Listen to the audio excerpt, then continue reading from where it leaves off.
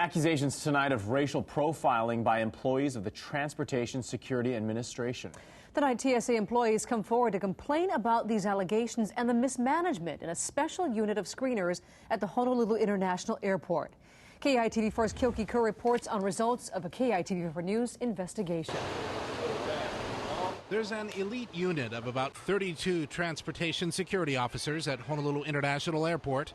The program is geared towards we're looking for terrorists. Two TSA employees spoke to us about the behavior detection officers, known as BDOs, on camera, but asked to keep their identities secret to avoid discipline for speaking out. The BDO program is supposed to identify passengers exhibiting suspicious behaviors. Problem is, they say two Honolulu TSA behavior detection officers are improperly targeting Mexican travelers to see if they are here illegally. They're known as the Mexicutioners. That's right. Other TSA screeners refer to the man and woman as the Mexicutioners because employees say they're responsible for the great majority of the arrests of illegal aliens at Honolulu International Airport, most of them from Mexico. We spoke to a handful of other Honolulu TSA employees and attorneys for some recently fired TSA workers who all told us the same thing. It's well known that just two TSA screeners target Mexican travelers in Honolulu to appear productive, even though their main priority is supposed to be stopping passengers who could be a security threat. We're not in the business of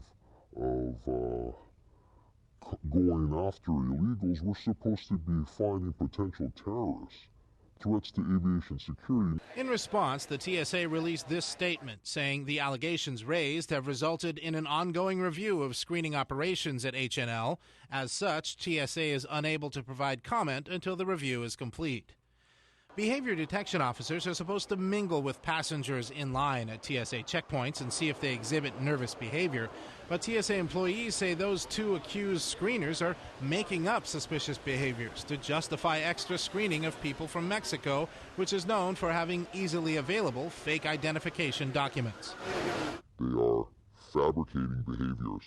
They're making them up. And the behaviors don't exist in order to get to the point where they can arrest these people. Racial profiling is not an effective form of providing security, and our security officers are trained to treat every passenger with dignity and respect, said TSA spokesman Nico Melendez in a statement. Sounds like racial profiling to me. Something is wrong when you have those types of statistics. Daphne Barbie Wooten is a civil rights attorney representing a former TSA manager. That manager is suing the agency after he was fired in an unrelated case in which dozens of TSA screeners were found to have not inspected checked baggage for explosives last year.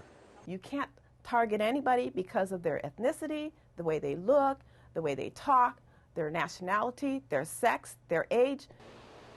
You can't do that because that's racial stereotyping, and that will not lead you to find a terrorist. Similar allegations at Newark Liberty International Airport in New Jersey caused the TSA to mount an investigation last year, demoting a TSA manager there and retraining its entire behavior detection workforce. The Star-Ledger newspaper reports a TSA probe in New Jersey found that some TSA employees in Newark referred to certain colleagues as Mexican hunters, since they targeted air passengers from Mexico and the Dominican Republic for extra scrutiny. Back in Honolulu, TSA officers also accused one behavior detection officer of using inside information from a friend at the U.S. Drug Enforcement Administration to repeatedly stop people suspected of carrying large amounts of cash through Honolulu Airport, possibly as part of the drug trade. They say that one TSA screener was responsible for seizing as much as $1 million in undeclared cash on various passengers until his contact at DEA moved out of town. The DEA knows that the TSA has what's called implied consent at security checkpoints, meaning when you go through the checkpoint, you consent to having your bags and your body searched.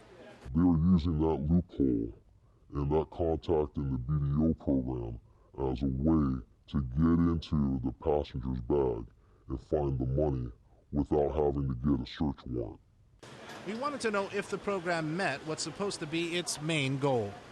As far as you know, has anyone in the BDO program in Honolulu ever caught somebody who's a suspected terrorist who might be trying to bring explosives on board? Never. Not once? Not once. A 2010 federal audit of the TSA's behavior detection program across the country found during its entire brief history, the program has never resulted in the arrest of a terrorist or someone planning to engage in some kind of terrorist activity anywhere in the United States. The audit found that illegal aliens were the biggest category of arrests from TSA cases, 39% of them across the country between 2004 and 2008.